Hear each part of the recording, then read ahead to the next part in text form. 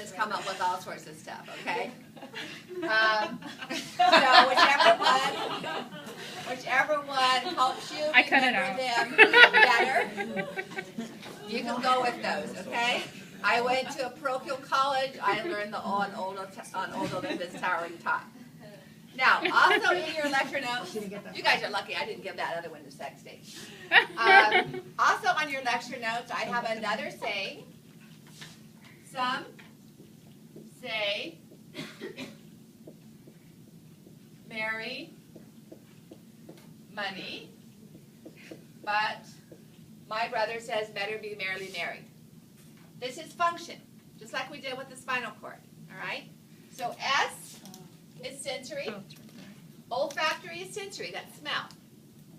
Optic is sensory, vision. Ocular motor is motor, all right? Trigeminal is both sensory and motor because it's motor to chewing muscles, all right? Now, even, here's a heads up thing, even with ones that are only motor, it's assumed and understood that it always has the proprioception sensory part, okay? So it's motor, but with that are going to be the sensory fibers for telling you what position your eyeballs are in or what position your tongue is in. Okay, so that's kind of going to be understood. That would be the sensory component of every motor. All right? Okay, so now let's look at a few of these. And if we look back on a real brain,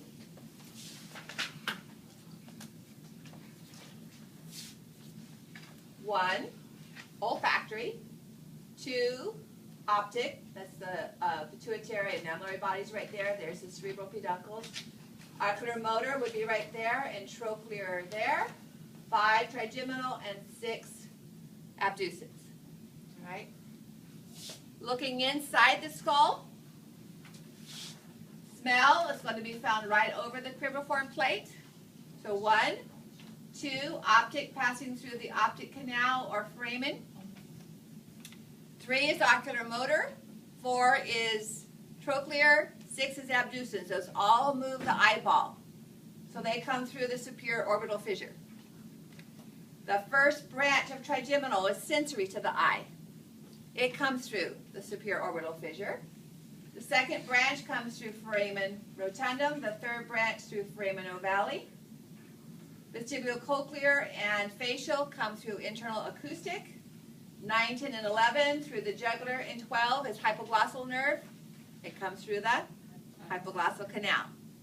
Okay, so a lot of these you're already familiar with. So now let's take a look at the olfactory nerve. And you have these diagrams on each page with the cranial nerves. So I have a page for each of these. And I have its pathway. Up at the top, I have the name of the nerve, its Roman numeral number, and its modality. Modality means function. Okay? So if you remember at the very beginning of lecture, we talked about 3 different kinds, for this unit, we talked about 3 different kinds of sensory. We had general somatic afferent, and that was pain, touch, temperature, proprioception from the body wall. We had general visceral afferent, pain, stretching fibers from the heart, heart attack or an ulcer pain. We had special visceral afferent for our special senses. Okay? And then we had 2 motor kind of fibers. We had general somatic efferent for skeletal muscle and general visceral efferent for autonomic control, smooth muscle, the heart, or glands. So those terms you're already familiar with. It should be visceral afferent. Yeah, it should be special visceral afferent for the smell. What type are you thinking about? There's 2 general somatic afferents. That should be efferent. Next to the last one. She's on page 130 under modalities. The last one should say general somatic. Oh, that one's right. No, this should be visceral. Yeah, it should be visceral. Next one on the bottom should be general somatic. General visceral afferent. On what page is that again? 130. Okay, so in the middle of the page in bold print, It says special visceral afferent, and then above that should say general visceral afferent. All right, so if we look at this image, we have sensory neurons from receptors along the roof of the nose, and these are the first neurons in our smell pathway. Sensory neurons have 3 neurons, and this is the first one. This would be the equivalent of the pseudo-unipolar neuron coming into our spinal nerves, forming our spinal nerves. Only in smell, instead of pseudo-unipolar, what shape is it?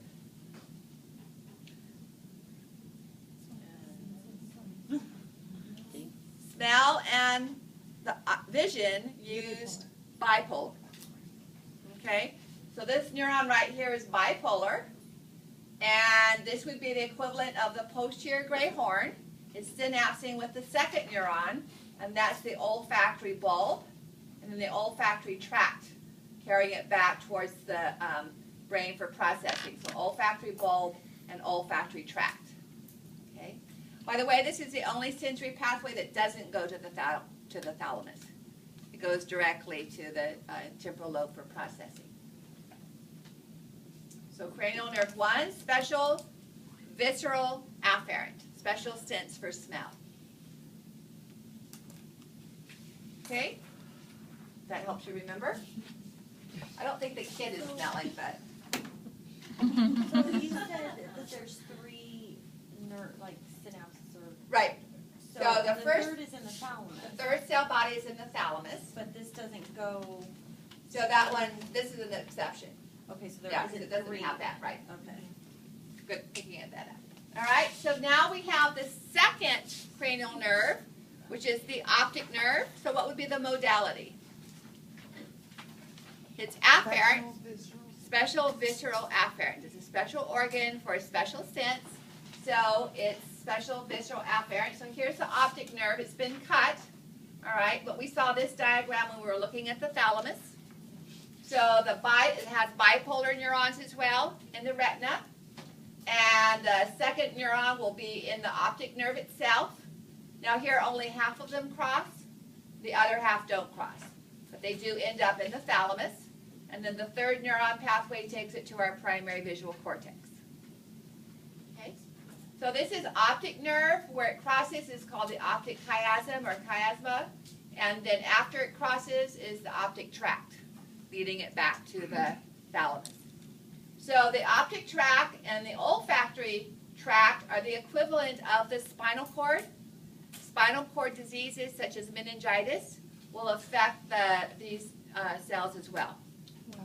Okay, because functionally it's the spinal cord structure, even though we're calling it a nerve. How come only half cross? I don't know why any cross. Rachel was asking me that earlier. I haven't figured out the embryology of what causes it to cross. Because even with our sensory, most of them cross. They all cross, but some of them don't cross until they are in the spinal cord, and the same thing with motor. I don't know what advantage that provides the body to have cross pathways. All right, so optic nerve. Here's the sagittal view of the orbit. And here's the optic nerve, leaving the eyeball and going through the optic canal. Okay? And then we have 3 nerves that are involved with motor movement. Ocular motor makes sense because it says eye motor in its name. All right? This is ocular motor right here. It's also passing through the superior orbital fissure. And if you look at its functions, let me put those on the board for a minute here. This will make more sense in our next unit after we do the eyeball. But the eyeball running, the eyeball movement. So these are the muscles that move the eyeball, and while you don't have to, by the time we have our lab exam on the nervous system, you will know these muscles. Here's the eyeball. I know, we all have square eyeballs. And the nose, just to explain what these muscles are doing. So rectus means straight. All right, so we have a superior rectus muscle here, an inferior rectus, a lateral rectus, and a lateral rectus and a medial rectus. Superior rectus lifts the eyeball straight up. All right, so looking up. Inferior rectus, looking down. Medial rectus, going cross-eyed. Okay? So those three muscles are done by the oculomotor nerve. Superior rectus, medial rectus, and inferior rectus are done by the oculomotor nerve. And then we have another muscle that is found on the bottom of the eye. It comes in sideways. So it kind of comes in like this. And it's called the inferior oblique. And it's going to make you look up and to the corner. So those four muscles are innervated by the oculomotor. It's easier to remember which ones are not. So let's look at the next set. Okay? Trochlear nerve and abducens nerve. This muscle right here, coming down the nose, passes through a pulley and onto the eyeball. Remember what we call the pulley of the humerus? The medial epicondyle looked like a pulley. Trochlea. So this muscle passes through a pulley, and the nerve that innervates it is called the trochlear nerve. Okay? The muscle is called the superior oblique because it's above and comes in at an oblique angle. I call it the cheating muscle because it turns the eyeball down and out. So what's on that paper over on the other side over there? All right? So superior oblique is done by the trochlear nerve. And abducens. Do you guys know what abduct means? To take away. All right, so if I abduct my arm, I'm moving it away from my body. If I abduct my eye, I'm turning it outward.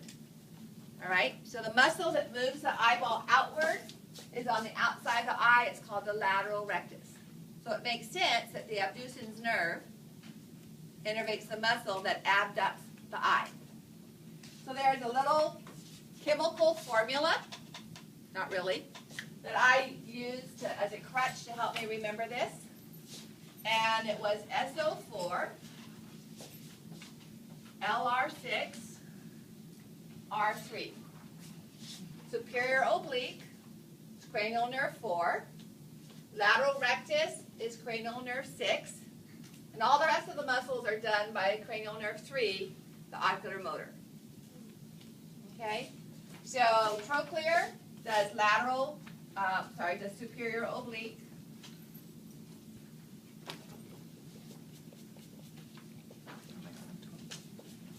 Abducens innervates lateral rectus. LR6. An oculomotor does all the rest.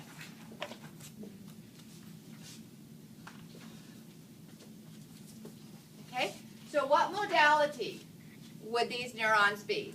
They're activating skeletal muscle to innervate muscles of the eyeball. Efferent or afferent? Motor. Are the neurons carrying action impulses away from the brainstem or towards the brainstem? We're going out to the skeletal muscle. So motor is always efferent. And this is skeletal muscle, body wall. So that's the function of the general somatic efferent fibers. Okay? Is to carry motor impulses. So ocular motor, general somatic efferent, some of them. Trochlear, all the fibers are general somatic efferent. And abducens, general somatic efferent, because these are just doing motor. Okay? Oculomotor is a little bit more involved. So let's go look at some of the rest. Ocular motor also functions to lift the eyelid. So that's a general somatic efferent, but then it causes constriction of the pupil. If you were to walk out into bright sunlight, what would happen to the diameter of your pupil? Constrict. So there are smooth muscle fibers that form circles around your pupil. When you shine a light into your eye, it causes constriction. Okay? Rounding of the lens.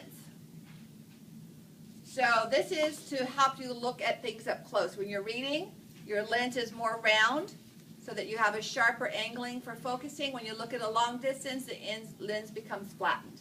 All right, so for close-up vision, rounding of the lens. These are smooth muscle.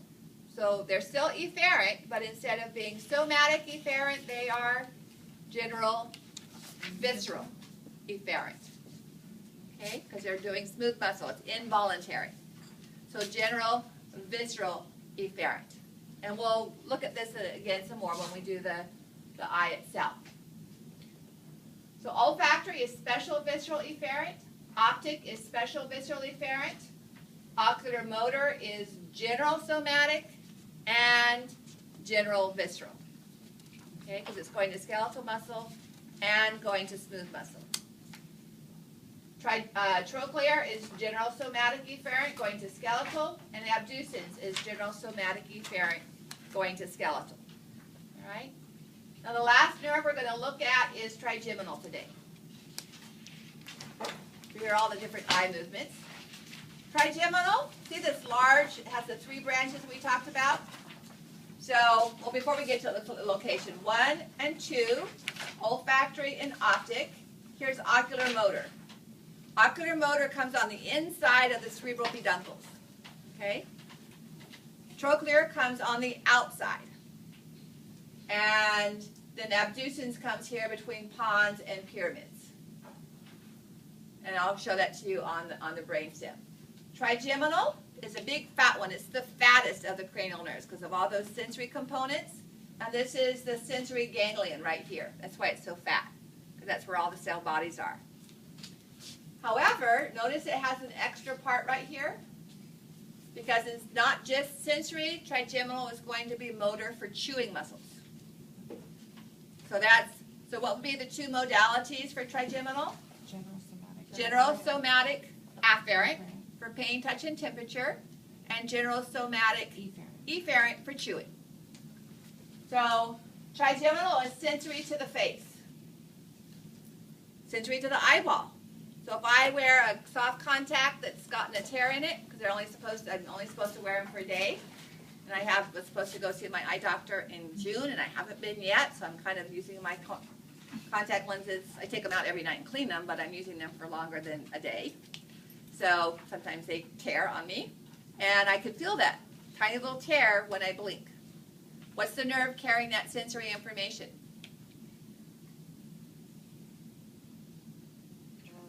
Trigeminal. Okay? I bought the kids chocolate mint marshmallows last night. The rain, maybe in dark chocolate, hot cocoa. All right? Cocoa's too hot, they burn their tongue. Trigeminal nerve. So any part of the face, inside the nose, outside the nose, inside the mouth, outside the mouth, lip, toothache, all of that is general somatic afferent. Okay? And then here's a picture of the dog chewing his bone. General somatic efferent. So the pathway gets a little complicated, but you guys know this already. There's nothing new about the pathway. Here's the sensory branch for forehead and eyeball coming through the superior orbital fissure. Here's the sensory branch coming from nose and upper jaw through the foramen ovale, and the lower branch coming from the lower jaw and tongue through the rotundum, and this one through the foramen ovale. Okay? So the information I've already gone through is all you need to know for trigeminal nerve.